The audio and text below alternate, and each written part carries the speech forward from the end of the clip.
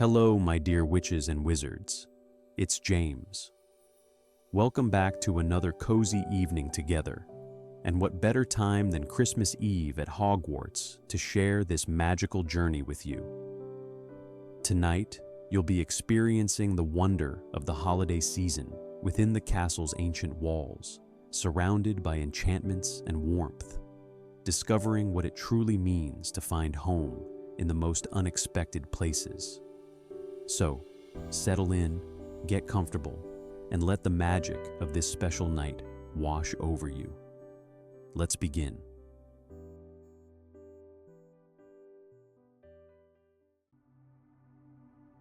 You wake to the softest light filtering through the frost-patterned windows of your dormitory, and for a moment you lie perfectly still beneath your thick blankets, listening to the profound silence that only fresh snow can bring. The world outside feels muffled and new, like it's been wrapped in cotton wool overnight. And when you finally turn your head to look toward the tall windows, you see it. Snow falling in those big, lazy flakes that seem to drift more than fall, each one catching the early morning light and turning it into something close to silver. The dormitory is nearly empty. Most of your housemates went home for the holidays, their trunks hauled away by parents or older siblings, their spaces stripped down to bare mattresses and empty bedside tables. But your bed remains lived in, cozy, yours for another fortnight. Your parents are abroad this Christmas, helping to rebuild a village that was damaged by dark magic. Curse damage that requires careful, dangerous work. They'd written to you months ago, explaining it all, their words careful and loving, assuring you that you'd be safe and happy at Hogwarts, that Professor Dandridge would look after everyone staying behind, that this was just one Christmas apart, and there would be so many more together. You'd understood, truly, even though a small part of you had ached at the thought of not waking up in your own bed at home, not helping your mom prepare the pudding, or watching your dad try to untangle the fairy lights for the 4th year running. But now, lying here in this quiet dormitory with snow falling outside and the ancient castle wrapped around you like a protective embrace, you find that the ache has softened into something else entirely. Anticipation, maybe. Wonder. The sense that this Christmas will be different, yes, but different in a way that might surprise you. You sit up slowly, pushing your hair back from your face, and that's when you notice it. At the foot of your bed, draped across the burgundy blanket, there's a stocking. A proper Christmas stocking, striped in red and gold, bulging with mysterious shapes and tied at the top with a golden ribbon that shimmers faintly in the dawn light. Your heart does a little flip in your chest because you weren't expecting this, hadn't even thought about stockings this year, but here it is, waiting for you like a promise. You reach for it carefully, drawing it into your lap, and the fabric is warm to the touch, as though it's been sitting beside a fire. You untie the ribbon and it curls away from your fingers like it has a life of its own, spiraling through the air before vanishing in a soft pop of golden sparks. Inside the stocking, you find treasures both practical and delightful. A self-shuffling deck of exploding snap cards that rearrange themselves whenever you're not looking. An enchanted quill that never runs out of ink and writes in whatever color you're thinking of. 3 chocolate frogs that are trying to escape from their boxes, making the stocking twitch and hop slightly in your hands. You laugh softly, freeing the frogs and catching them before they can leap away, tucking them into your bedside drawer for later. At the very bottom of the stocking, wrapped in silver paper that seems to shift colors as you turn it, there's a small box. You pull it out and examine it carefully, but the wrapping won't budge no matter how you pick at the edges. There's a tag attached, written in handwriting you don't recognize, elegant and flowing. Open at breakfast. You turn the box over in your hands, feeling its weight, wondering what could be inside. But the wrapping paper seems sealed by something more than tape or charm. Magic, then, the patient kind. You set it aside and climb out of bed, your bare feet touching the cold stone floor and sending a shiver up your spine. There's a Christmas sweater laid out on your trunk, and you recognize it immediately as the one your parents sent a week ago. It's deep crimson with golden reindeer prancing across the chest, and when you pull it on over your head, the reindeer begin to move, trotting in circles and occasionally stopping to nibble at invisible grass. The sweater is thick and soft, hand-knitted with love, and wearing it makes you feel closer to your parents despite the miles between you. You dress quickly in warm clothes, pulling on thick socks and your favorite worn jeans, and as you're lacing up your boots, you hear footsteps on the stairs, soft and careful. The other student staying in your dormitory, a quiet fourth year you barely know, appears at the top of the landing, carrying her own stocking and wearing an expression of sleepy delight. She gives you a small wave, and you wave back, sharing a moment of understanding. Christmas morning, even away from home, still feels like Christmas morning. You make your way down the spiral staircase to the common room, and the sight that greets you stops you in your tracks. The tree, which was already magnificent when you went to bed last night, has somehow become even more spectacular overnight. It stretches nearly to the vaulted ceiling, its branches heavy with ornaments that move and sing and shimmer, and beneath it, spread out in careful arrangements, are presents wrapped in every color imaginable. Some of them are clearly meant for the students staying over the holidays, names written on tags in golden ink, while others seem to be gifts from the castle itself, packages that shift and breathe with their own quiet magic. You spot a present with your name on it, larger than the others, wrapped in deep blue paper that ripples like water. The tag reads simply, "From Mum and Dad, with all our love." You kneel down beside it and reach out to touch the paper, but it won't tear. You try peeling back a corner, pressing your wand to it and murmuring, "Alohomora," but nothing happens. The package sits there stubbornly intact, and when you look more closely at the tag, you notice there's more writing on the back in smaller letters. Won't open until you're truly ready. You'll know when. You sit back on your heels, puzzled and intrigued. Another enchantment, another mystery to unravel. But that's all right. You have all day, and somehow you trust that when the moment is right, the present will reveal itself. Magic has a way of knowing these things.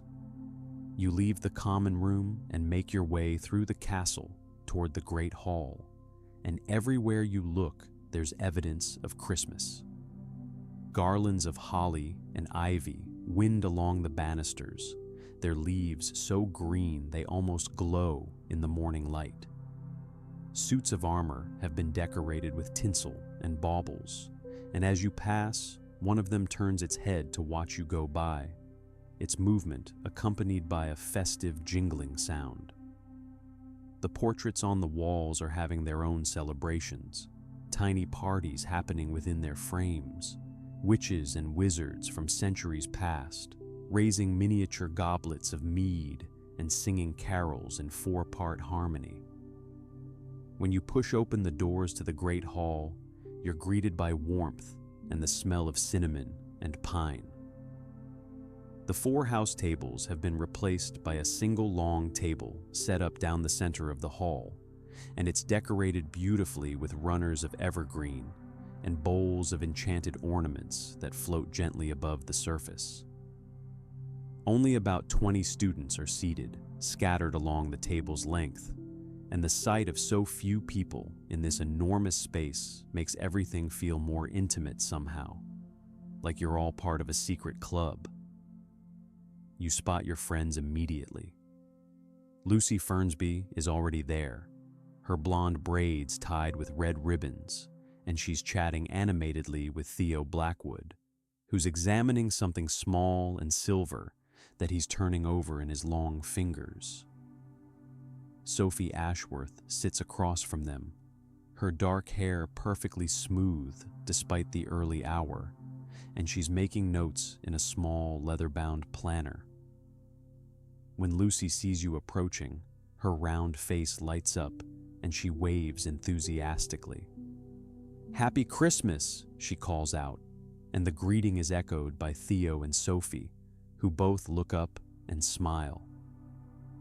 You slide into the seat beside Lucy, returning the greeting and feeling warmth bloom in your chest at the sight of your friends, at the realization that you're not spending this holiday alone, after all.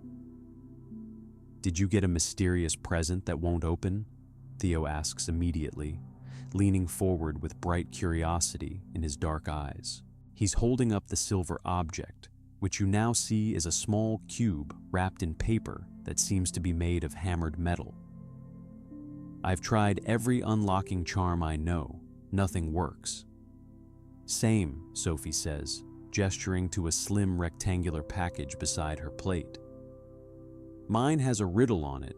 She picks it up and reads aloud. "Open when you've found something precious." "Mine says, open when you've given something away," Lucy adds, showing you her present, which is round and soft-looking, wrapped in yellow fabric that shimmers faintly. You pull out the small box from breakfast in your stocking and set it on the table. "Mine says, open when you've made a memory." The four of you exchange glances, and there's something delicious about this shared mystery, this puzzle you've all been given. Before anyone can speculate further, Professor Dandridge appears at the head of the table, his white beard freshly combed and his robes covered in animated snowflake patterns that drift lazily across the fabric. His round belly jiggles when he laughs, which he does often, and his pockets are always full of sweets that he hands out freely to any student within reach. "Ah, the enchanted presents," he says jovially, his eyes twinkling as he surveys your collection of unopened gifts. Traditional Christmas magic, those are. They open when the time is right, when you've fulfilled the condition written on them. Just enjoy your day, and they'll reveal themselves when they're meant to. Now, who's hungry? As if summoned by his words, food begins to appear on the table. And it's a breakfast feast that makes your mouth water. Cinnamon rolls dripping with icing, their spirals perfectly golden. Hot chocolate in tall mugs, topped with marshmallows that have been charmed to look like tiny snowmen, complete with chocolate chip eyes and pretzel stick arms. There are platters of eggs prepared every way imaginable, crispy bacon, sausages that sizzle faintly on their serving dishes, and slices of Christmas pudding for anyone who wants dessert for breakfast, because why not? It's Christmas. You fill your plate and wrap your hands around a mug of hot chocolate, letting the warmth seep into your palms while the four of you talk and laugh and make plans for the day. Theo wants to organize a snowball fight after you return from Hogsmeade, and Sophie already has the whole day mapped out in her planner with times and locations written in her neat, precise handwriting. Lucy mentions that she'd love to make Christmas cookies, maybe help the house elves prepare the feast if they'll allow it. And you find yourself agreeing to everything, excited by the prospect of a day filled with magic and friendship and adventure. By the time breakfast winds down, the sun has fully risen, turning the snow outside into fields of diamonds. You return to your dormitory to collect your warmest cloak and the small leather pouch containing your saved galleons. The coins you've been carefully accumulating all term by helping Madame Pince reshelf books in the library and tutoring a pair of first years in transfiguration. It's just enough, you think, for what you have in mind. Just enough for something you've wanted since you first arrived at Hogwarts. A pet of your very own. You meet your friends at the entrance hall, where Professor Dandridge is waiting with a group of about 10 students who are making the trip to Hogsmeade. Everyone is bundled in scarves and mittens and hats with ear flaps, their breath making clouds in the cold air. When the professor opens the great oak doors, the cold rushes in to meet you, crisp and clean and sharp enough to make your eyes water. But it's not unpleasant, this cold. It's invigorating, the kind of cold that makes you feel alive and alert. The walk down to Hogsmeade is quiet except for the crunch of boots in fresh snow and the occasional laugh from the other students. The grounds are transformed, every tree and bush weighted down with white, every surface smooth and unmarked except for the trail you're making. The castle behind you looks like something from a fairy tale, its towers and turrets frosted with snow, its windows glowing warmly from within. Ahead, you can see the village coming into view, smoke rising from chimneys in lazy spirals, the buildings close together and welcoming. When you reach the main street of Hogsmeade, you stop walking just to take it all in. The village has been decorated for Christmas with a thoroughness that borders on excessive, and it's absolutely perfect. Every shop window displays moving decorations, mechanical reindeer that prance and rear, snowmen that wave, Father Christmases that climb up and down miniature chimneys. Enchanted snow falls from nowhere, drifting down through the air, but when it touches your skin, it doesn't melt or make you wet. It just disappears in a faint sparkle. Carolers stand on the corners, except they're not people at all but enchanted statues that have been charmed to sing, their stone mouths moving as they harmonize beautifully on ancient Christmas songs you half remember from childhood. The four of you stand together for a moment, just breathing it in, and then Sophie consults her planner. We should split up for an hour and meet at the Three Broomsticks at 11. That gives everyone time to shop and still leaves us the afternoon for activities. Theo is already eyeing the joke shop down the street, where the window display shows fireworks exploding in silent, colorful bursts. Lucy mentions wanting to visit the sweet shop, and Sophie has a list of books she's hoping to find. You tell them you'll be at the magical menagerie, and there's a chorus of understanding and excitement because they all know you've been saving for this, that today might be the day you finally find your companion. You wave goodbye and make your way down the snow-dusted street, weaving between other shoppers and occasionally stopping to admire a particularly impressive window display. The menagerie is near the end of the main road, tucked between a shop that sells cauldrons and another that specializes in unusual plants. The sign hanging above the door reads, "Rosewood's Magical Menagerie," in letters that shift from green to gold and back again, and painted beneath the name is a collection of creatures. An owl, a cat, a toad, something that might be a Kneazle or might be a regular cat having a very good fur day. You push open the door and step inside, and immediately you're surrounded by sound and warmth and movement. The shop is more crowded than you expected, not with people, but with animals. Cages and perches and tanks line every wall, stacked from floor to ceiling, and each one contains something alive and aware.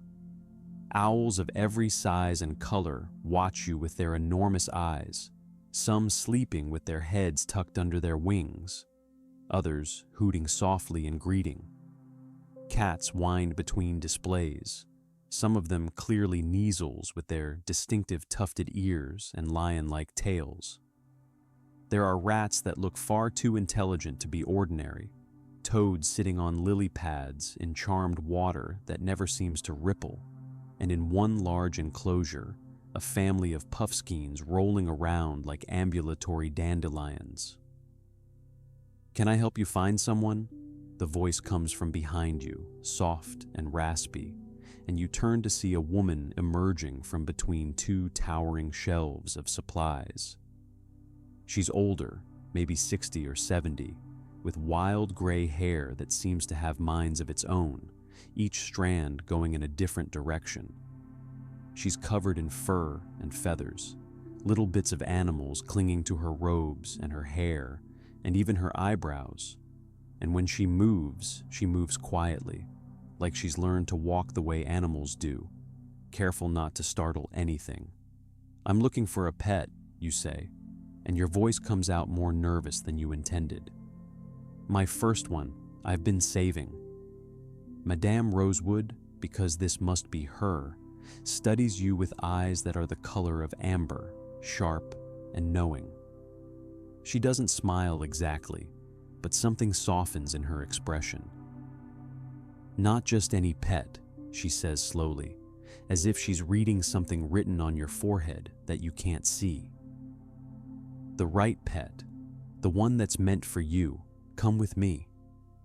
She turns and begins walking deeper into the shop, and you follow, weaving between cages and climbing over a low barrier that separates the public area from what must be the back rooms. She shows you animals along the way, pausing at each one to let you look, to let you reach out if you want to, but also watching your reactions carefully. There's a beautiful snowy owl that regards you with disdain, turning its head away when you approach. "Too proud," Madame Rosewood murmurs. "Wrong match." There's a Neasel kitten that's all cream-colored fluff and enormous ears, and it bounds up to the edge of its enclosure and meows at you hopefully. But when you reach in to pet it, it immediately loses interest and wanders off to chase its own tail. "Too independent," Rosewood says, moving on. You're starting to worry that you won't find anything, that you'll leave the shop without a companion after all, when Rosewood stops in front of a small enclosure near the very back of the shop. It's simpler than the others, just a wooden box with a mesh front and soft bedding inside, and at first you don't see anything. But then there's movement, a shift of color, and a small creature steps forward into the light. Your breath catches in your throat. She's tiny, probably young, with feathers that seem to shift between gold and red, depending on how the light hits them. Her eyes are bright and intelligent, dark as jet, and when she sees you looking at her, she tilts her head and makes a sound that's somewhere between a chirp and a trill, musical and curious. She's clearly a bird, but there's something else about her, something in the way her feathers seem to shimmer with inner heat, in the way she holds herself with confidence beyond her size. "What is she?" you whisper, afraid to speak too loudly and break whatever spell has fallen over this corner of the shop. "Phoenix Neasel hybrid," Rosewood says, and there's satisfaction in her voice, like she's been waiting for you to reach this particular enclosure. "Very rare, born from experimental breeding about a year ago. She's loyal like a Neasel, intelligent, intuitive, but she has phoenix traits too. Healing tears, though they're weak compared to a true phoenix. Small bursts of flame, nothing dangerous but useful if you need light or warmth. And she'll live a long life, far longer than an ordinary bird. She's been waiting here for 3 months. Rosewood pauses, then adds quietly, "Waiting for the right person." I think that person is you. You reach forward slowly, and Rosewood opens the enclosure without hesitation. The little phoenix hybrid steps onto your offered hand, her talons careful and light, and she immediately climbs up your arm to perch on your shoulder. She's warm, almost hot, and she presses her small head against your cheek, making that trilling sound again, louder now, happy. It feels like coming home, like finding something you didn't know you'd lost. How much, you ask, and your voice sounds thick because there are tears pricking at your eyes, ridiculous emotional tears that you blink away quickly. Rosewood is watching you with an expression that might be a smile, might be satisfaction, might be both. Exactly what you have, she says. You reach into your pouch and pull out every galleon you've saved, counting them onto the counter. It's everything, down to the last coin, your entire term's worth of work and saving. And somehow, impossibly, it's the exact amount Rosewood names. You hand over the coins, and she hands you a small bag of specialized feed and a care booklet, explaining in her soft, raspy voice how to look after a phoenix hybrid, what she'll need, what to watch for. What will you name her? Rosewood asks, as you're preparing to leave. You look at the bird on your shoulder, at her golden red feathers and her bright dark eyes, at the way she seems to glow faintly from within. Ember, you say, and it feels absolutely right. Her name is Ember. Ember trills her approval, and you leave the menagerie with your new companion perched on your shoulder, feeling like you're walking on air despite the snow beneath your boots. The streets of Hogsmeade seem brighter now, more magical, and every person you pass smiles at the sight of Ember, some pointing and whispering to their companions about how rare phoenix hybrids are, how lucky you are. You make your way to the 3 broomsticks, pushing through the door into the warm, crowded interior. The pub is full of holiday cheer, customers packed around tables and along the bar, everyone rosy-cheeked and laughing. You spot your friends in a corner booth and weave through the crowd to join them, and the moment they see Ember, there's a collective gasp. "Is that a phoenix?" Lucy breathes, leaning forward with her hands clasped under her chin. "Phoenix Kneazle Hybrid," you correct, unable to keep the pride out of your voice. You tell them the whole story while Ember preens on your shoulder, clearly enjoying the attention. She spreads her wings occasionally, showing off the way her feathers catch the light, and she makes soft, happy sounds that harmonize with the background noise of the pub. Theo has purchased a bag full of trick wands and exploding bonbons from the joke shop, and he's already planning elaborate pranks that he swears will be harmless. Sophie shows you a rare book on wand lore that she found in the dusty back section of the bookshop, its pages filled with diagrams and ancient text.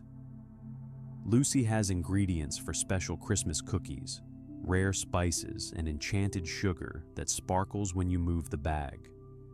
You order hot butterbeers all around, and when they arrive, steaming and topped with foam, you wrap your cold hands around the warm mug and take a long sip. The butterbeer is perfect, sweet and rich, and warming you from the inside out, and you sit together in the booth watching snow fall past the frosted windows, talking and laughing and showing off your purchases. At one point, Theo pulls out his mysterious silver cube and examines it hopefully, but it still won't open. Sophie's package remains sealed as well. But then Lucy's present, which she's been carrying in her bag, begins to glow faintly, pulsing with soft, yellow light. She pulls it out quickly, her eyes wide, and the fabric wrapping falls away almost on its own, revealing a beautiful scarf inside, thick and soft, and exactly the shade of blue that Lucy had been admiring in a shop window earlier when she thought no one was looking. There's a note tucked into the folds of the scarf, and Lucy reads it aloud, her voice shaking slightly. You bought ingredients to make treats for others. That's giving something away. Love, Christmas magic. Lucy's eyes fill with tears, happy ones, and she wraps the scarf around her neck immediately, burying her face in its softness. It knew, she whispers. It knew what I was planning to do. You exchange glances with Theo and Sophie, understanding settling over all of you. The presents open when their conditions are met, when you've done the thing that the magic was waiting for. Lucy gave something away by purchasing ingredients meant for others, not herself, and her present responded, which means yours will open when you make a memory. Theo's when he finds something precious. Sophie's when she finds something precious as well, though what that means exactly remains to be seen. The afternoon sun is starting its descent when you finally leave the 3 broomsticks, bundled back into your cloaks and scarves, your cheeks flushed from the warmth and the butterbeer. Professor Dandridge gathers the group of students and leads you back up to the castle, and the walk feels different now with Ember on your shoulder, her weight light but constant, her warmth seeping through your cloak. She occasionally lets out small puffs of smoke that smell faintly of cinnamon, and twice she produces a tiny flame that hovers above her head like a miniature sun before winking out. When you reach the castle grounds, Professor Dandridge stops the group near the front lawn, which is covered in pristine, untouched snow that seems to glow in the late afternoon light. He turns to face you all, his eyes twinkling with mischief, and you suddenly realize he's planning something. Who wants to have some real fun? He asks, and there's a chorus of enthusiastic agreement. He pulls out his wand with a flourish, points it at the expanse of snow before you, and speaks clearly. Niveus bellicus. The effect is immediate and spectacular. The snow begins to glow, sections of it turning bright blue, while other sections turn deep red, the colors spreading and swirling until the entire lawn is divided into 2 territories marked by colored light. Walls of snow begin to rise from the ground, forming barriers and forts and obstacles, creating a complex battlefield that looks like something from a strategic war game. Enchanted snowball battle, Professor Dandridge announces gleefully. Touch red snow, you're on the red team. Touch blue snow, you're on the blue team. The snowballs will track your targets once thrown. Get hit 3 times, and you'll be frozen in place for 1 minute. Last team standing wins. Choose your sides. There's an immediate scramble as students rush toward either the red or blue sections of snow. You run for the blue territory, feeling the magic tingle through your boots the moment you step onto the glowing snow. Lucy and Sophie are right behind you, both of them choosing blue as well, while Theo races for the red section with a whoop of competitive glee, along with several other students, including a pair of 5th years and a 6th year you vaguely recognize from Hufflepuff. The snow here at your feet begins to respond to your presence, forming itself into perfect spherical snowballs that hover at waist height, waiting to be thrown. Walls of blue-tinted snow rise around you, creating barriers and fortifications, and you duck behind one, your heart racing with excitement. Ember has taken flight and is circling overhead, staying well above the battlefield but clearly interested in the proceedings. Begin! Professor Dandridge shouts, and chaos erupts. Snowballs fly through the air in every direction, and these aren't ordinary snowballs. They curve and swoop like living things, tracking their targets with uncanny accuracy. You grab one of the blue snowballs hovering near you and hurl it toward Theo, who's visible across the battlefield behind a red fortification. The snowball leaves your hand and immediately begins to home in on him, adjusting its trajectory mid-flight. It catches him square in the chest, exploding in a shower of blue sparkles, and you can see ice crystals spreading across his robes in a pattern that marks his first hit. He retaliates immediately, sending 3 snowballs your way in rapid succession, and you dive behind the wall, hearing them impact against the barrier with soft thuds. One of them clips your shoulder as you move, and you feel the cold tingle of magic spreading across your cloak. 1 hit, 2 more, and you'll be frozen. Lucy is using magic to create additional shields, her wand movements precise and focused, while Sophie has taken a strategic position on a small rise, directing your team's efforts like a general. "Flank left," she calls. "I'll create a distraction in the center." You move left as instructed, keeping low, grabbing snowballs as you go. The enchanted snow seems to replenish itself instantly, forming new ammunition as soon as the old is thrown. You spot one of the red team members peeking out from behind their wall, and you let loose a volley of 3 snowballs. 2 miss, but the third connects with their arm, marking them with blue crystal patterns. The battle is glorious chaos. Students are diving and rolling, hiding behind walls that shift and reform, throwing snowballs that swoop through the air like tiny comets. Ember has apparently decided to join in, and you see her dive toward a red snowball that's tracking Lucy, breathing out a small burst of flame that melts it in midair. Lucy laughs and waves up at Ember in thanks. Theo gets hit a second time by one of Sophie's perfectly aimed throws, and you can see his competitive spirit flare. He's coordinating with his team now, planning something, and when they execute it, it's almost beautiful. A synchronized attack, 5 red snowballs all launched at once at different members of your team. You manage to dodge yours, but one of your teammates, a 3rd-year Ravenclaw boy, gets hit for the 3rd time and freezes in place instantly, covered head to toe in frost, his expression stuck in an expression of surprise. The battle intensifies. You're breathing hard, your cheeks burning from cold and exertion, and your hands are numb despite your mittens. But you're also laughing, pure unfiltered joy bubbling up from your chest, because this is magic at its most playful, most wonderful. This is childhood and competition and friendship all rolled into one perfect afternoon activity.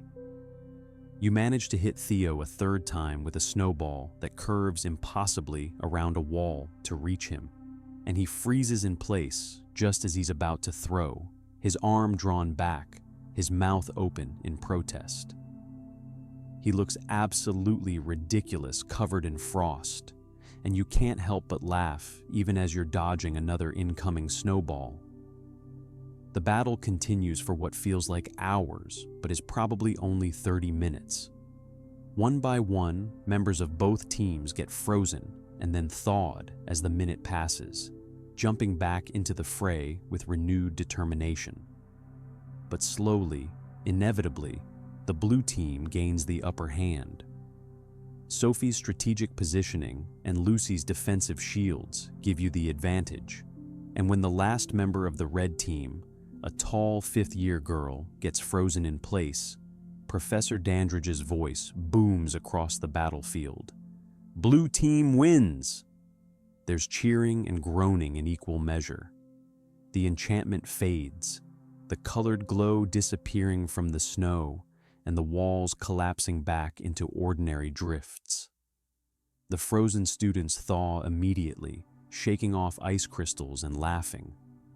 Everyone converges in the middle of the battlefield, covered in snow and frost, exhausted and exhilarated, breath-making clouds in the cold air. Theo makes his way over to you, grinning despite his loss. That last shot was brilliant, he admits. Completely unfair, but brilliant. You collapse into the snow together, all four of you, just lying on your backs and looking up at the darkening sky. And the cold doesn't matter because you're too happy to care. Ember lands on your chest, her warmth spreading through your damp cloak, and she lets out a contented trill. "Hot chocolate in the Great Hall," Professor Dandridge announces, and there's a collective groan of relief and appreciation. You drag yourselves upright and trudge back toward the castle, leaving trails of melted snow and laughter behind you.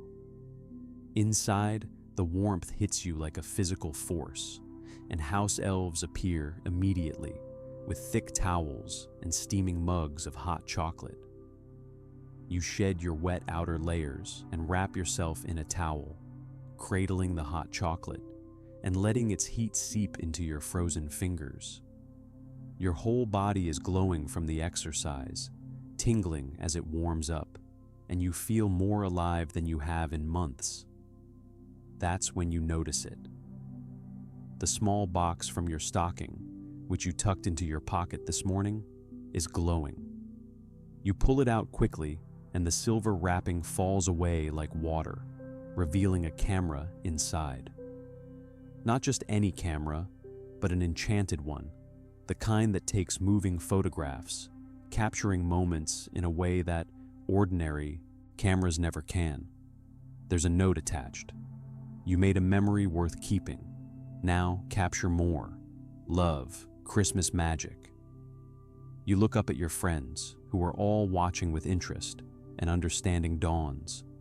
The snowball fight, the laughter, the competition, and camaraderie, and joy, that was the memory. That was what the magic was waiting for.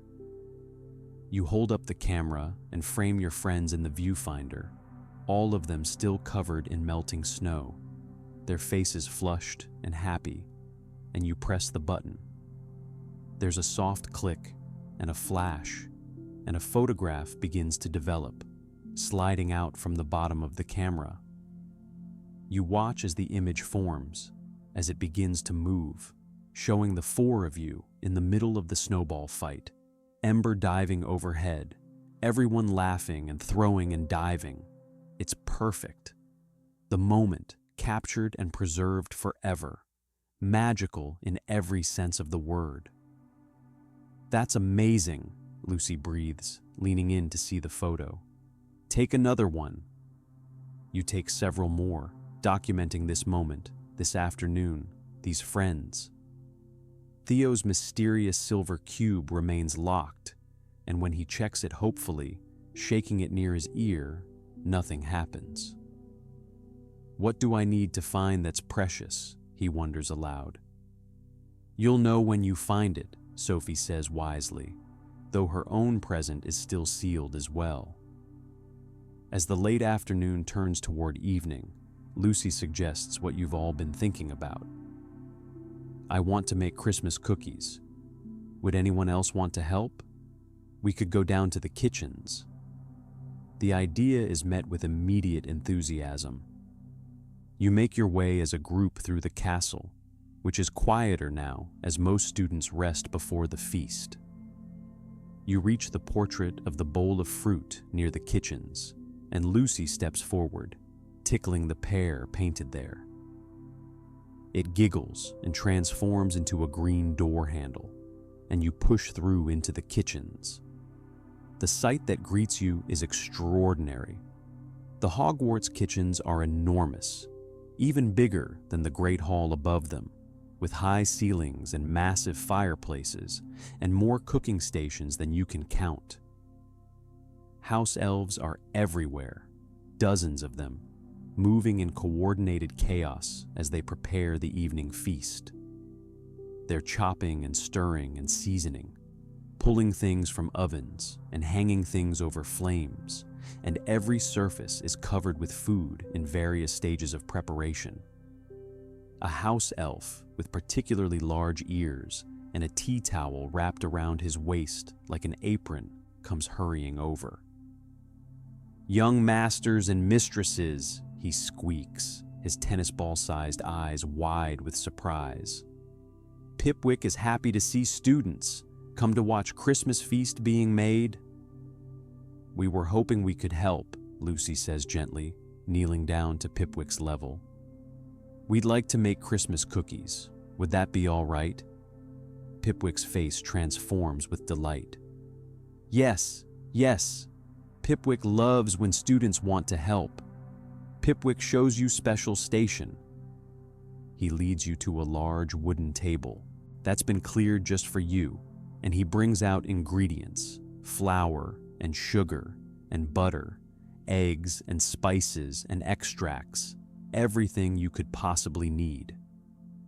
Lucy takes charge immediately, her natural talent for this kind of magic shining through, and she begins directing everyone with the confidence of someone who spent years in kitchens.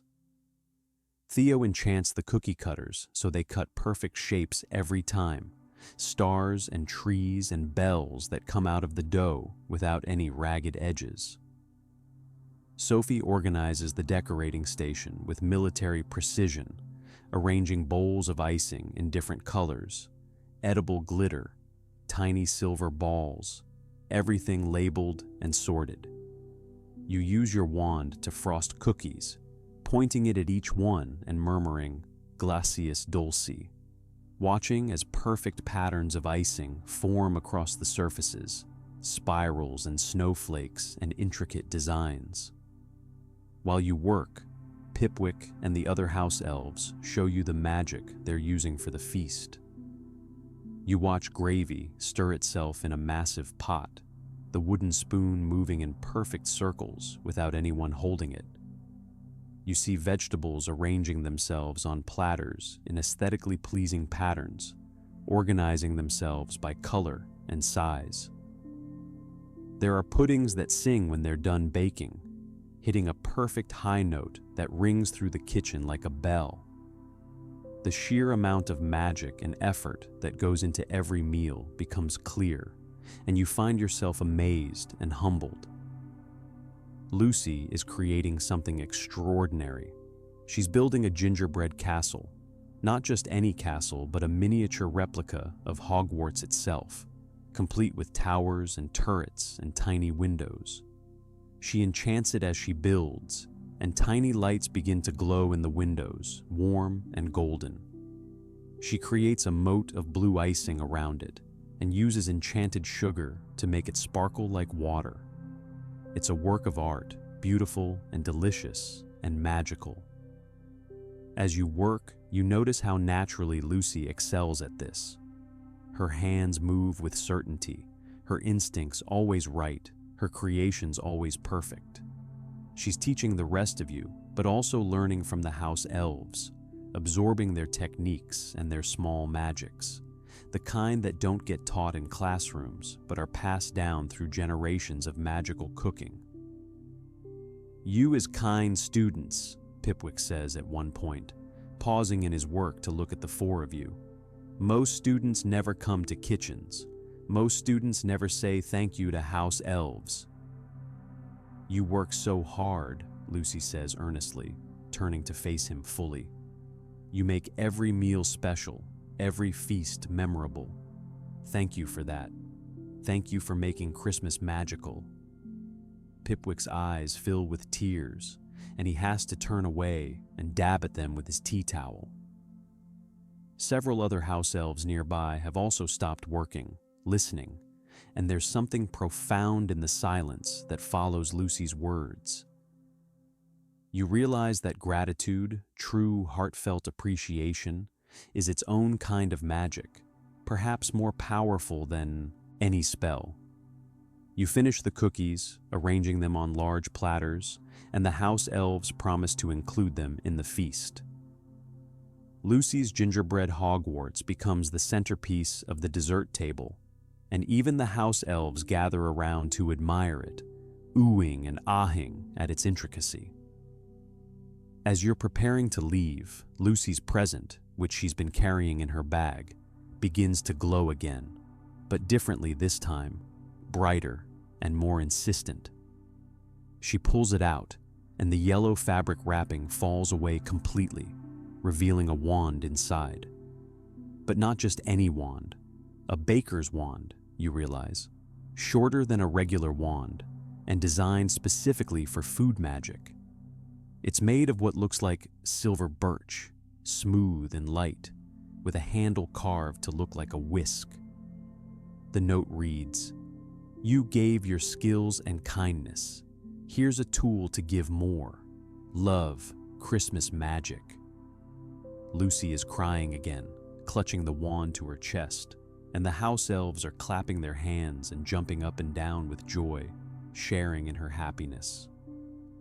You put your arm around her shoulders and she leans into you, and everyone stands there for a moment in the warm, fragrant kitchen, surrounded by magic and food and friendship, feeling like this is what the holidays are supposed to feel like. You make your way back to Gryffindor Tower, and the common room is mostly empty except for the dying fire. You sit together on the sofas near the hearth, and you pull out the gifts you've brought for your friends, simple things you picked up in Hogsmeade over the term, but meaningful. You give Lucy the enchanted recipe book you found in a tiny shop near the post office, a book that adds any recipe you cook to its pages automatically, building a personalized collection. She gasps when she opens it, flipping through the blank pages that won't stay blank for long. Theo gives everyone trick candies, the good-natured kind that turn your tongue temporarily blue or make you speak in rhymes for a minute. Sophie hands out personalized bookmarks that remember your page and can find any book you've read in a library. You give Sophie a rare bookmark you found in Hogsmeade, made of dragon scale and enchanted to never lose its place. The giving and receiving of gifts feels natural and right, unforced and genuine. Theo's silver cube is still locked, and he turns it over in his hands thoughtfully, but he's not frustrated anymore, just patient. "I'll figure it out," he says. Sophie's present remains sealed as well, but she tucks it back into her bag with a small smile. "Eventually," she says. You check the time and realize the feast starts in less than an hour. You head to your dormitories to change into proper robes, washing off the remnants of snow and cookie dough, brushing your hair and making yourself presentable. Ember perches on your headboard, preening her feathers and occasionally puffing small smoke rings that smell like pine and cinnamon. You pull on your house robes, adding the Christmas sweater underneath because it's too comfortable to take off, and when you look in the mirror, you see someone flushed and happy, eyes bright with anticipation. At 7 o'clock precisely, you make your way down to the Great Hall with the other students who stayed for Christmas. When you push open the doors, the sight that greets you steals the breath from your lungs and holds it hostage. The hall has been transformed into something beyond description. The enchanted ceiling doesn't show the night sky tonight, but instead displays the northern lights, ribbons of green and blue and purple undulating across the darkness in waves of impossible beauty. There are 12 enormous Christmas trees spaced around the hall, and each one has been decorated to represent a different month of the year. January's tree is covered in ice and snowflakes, February's in hearts and flowers, March in kites and wind chimes, and so on through December, which drips with holly and ivy and golden baubles. Candles float everywhere, thousands of them, but tonight they've been arranged to form constellation patterns, connecting into shapes of magical creatures, phoenixes and hippogriffs and dragons made of light. Snow falls from the ceiling, but like the snow in Hogsmeade, it vanishes before touching anything, creating an effect like you're dining inside a snow globe. The single long table has been laid with a feast that makes breakfast look like a light snack. There's a massive turkey at the center, golden and glistening, surrounded by dishes of potatoes prepared a dozen different ways, vegetables glazed and roasted and raw, gravies and sauces and breads still steaming from the oven. Your cookies and Lucy's gingerbread castle hold pride of place among the desserts, surrounded by puddings and pies and cakes and trifles. You take your seat among your friends, unable to stop staring at everything, trying to take in every detail. Professor Dandridge sits at the head of the table, raising his goblet in a toast. To friends, he says, his voice carrying clearly through the hall. To magic, to Christmas, to being exactly where we're meant to be. You raise your own goblet and drink, the spiced pumpkin juice sweet and warming. And then the feast begins in earnest. Food appears on your plate as soon as you think about wanting it, perfectly portioned and perfectly cooked. Everything tastes incredible, layers of flavor that seem impossible, magic infused into every bite. The pudding really does sing when you cut into it, a beautiful note that harmonizes with the carols playing softly from nowhere. The crackers explode when you pull them, showering everyone with small gifts and terrible jokes that make you groan and laugh at the same time. Your goblet refills itself whenever you drain it, never letting you go thirsty. During dessert, Theo suddenly goes still, his fork halfway to his mouth. He's looking around the table, at all of you, at this moment, and there's something in his expression that you've never seen before. Vulnerability, maybe. Wonder. His mysterious silver cube, sitting on the table beside his plate, begins to glow. He picks it up quickly, and the metal wrapping peels away like foil, revealing a pocket watch inside. It's beautiful, gold, and intricate, with engravings of stars and moons around its face.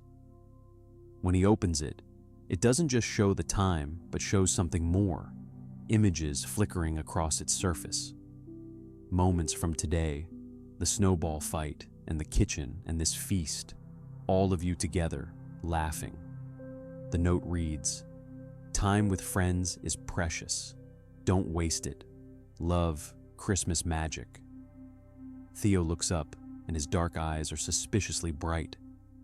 "The precious thing," he says quietly. "It wasn't an object. It was this. Today. All of you. Time together. That's what's precious." He looks embarrassed by the emotion in his voice, but Sophie reaches across the table and squeezes his hand, and Lucy smiles at him with such warmth that he has to look away, blinking rapidly. And then Sophie's present begins to glow too. She pulls it from her bag and the wrapping falls away, revealing a journal inside with a cover that shifts colors like oil on water.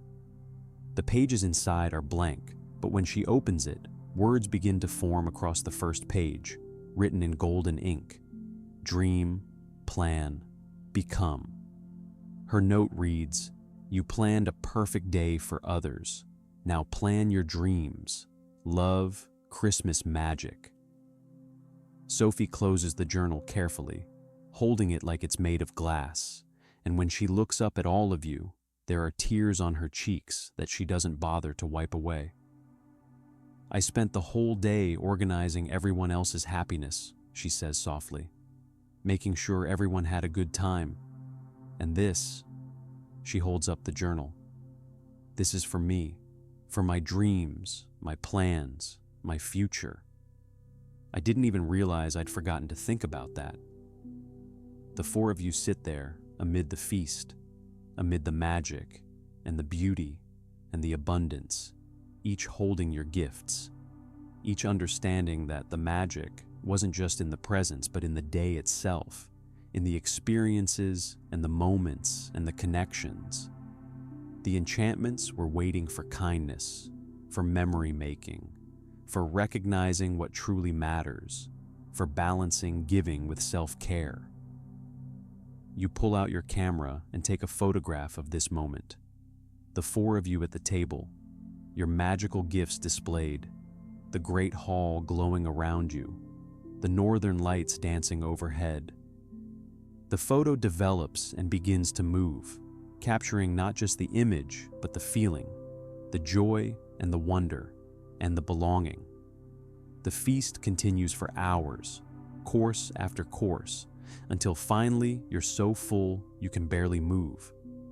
Students begin to drift away toward their common rooms, some lingering to admire the decorations one more time, others too sleepy to do anything but stumble toward their beds. You walk together as far as the corridor junction where your paths diverge, and you pause there, none of you quite ready for the day to end. Ember is drowsing on your shoulder, her warmth steady and comforting.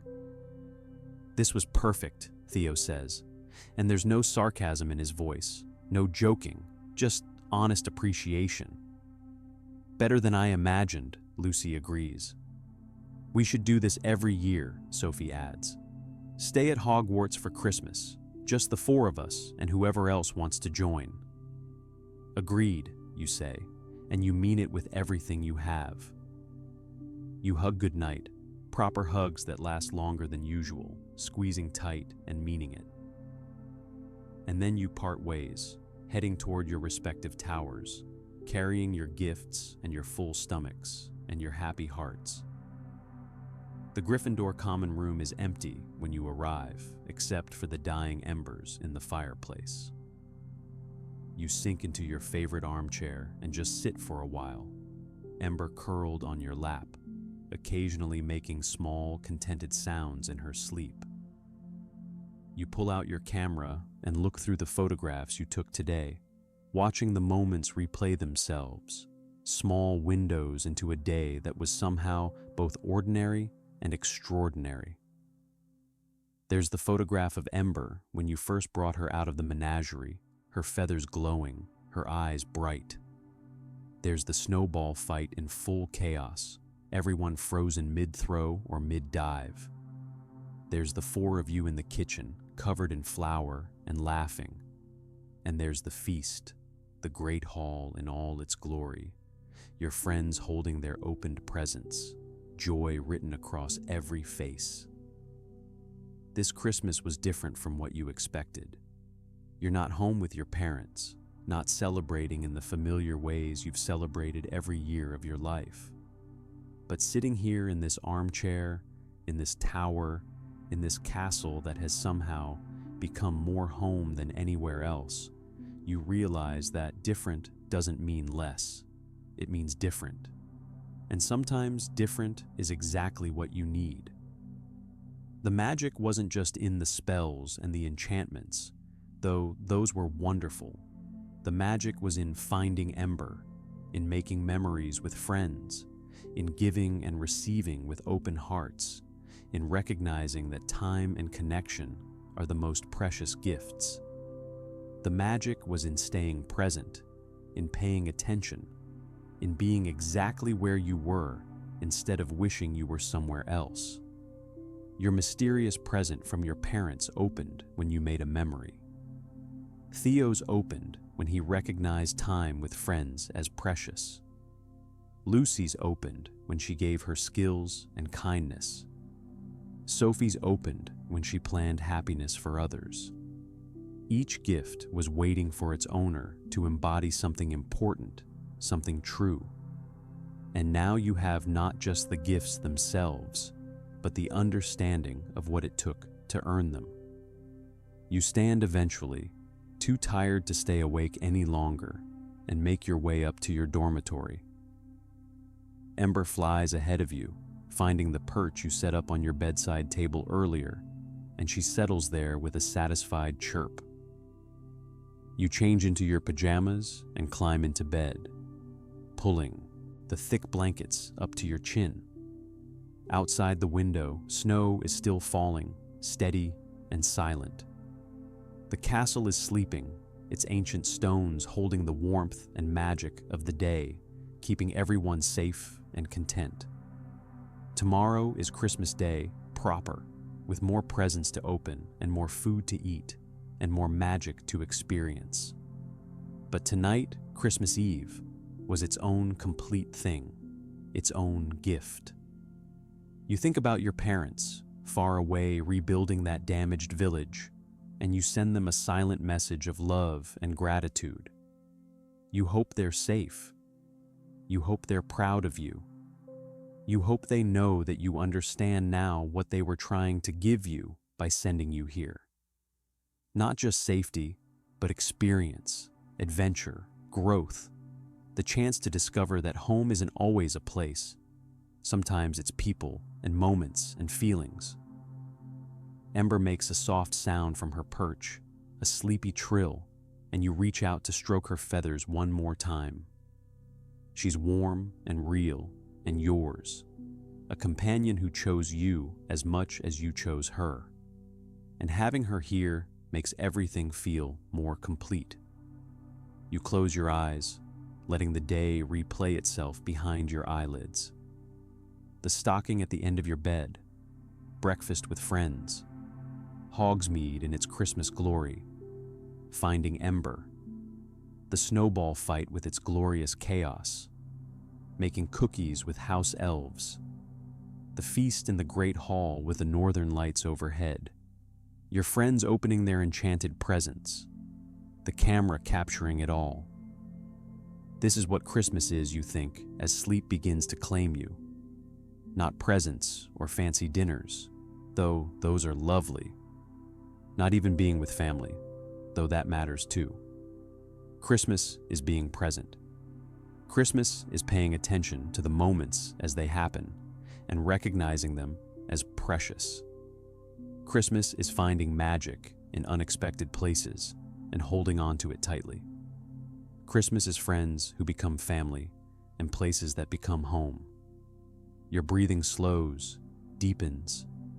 Ember's warmth at your feet anchors you to this moment, this place, this life.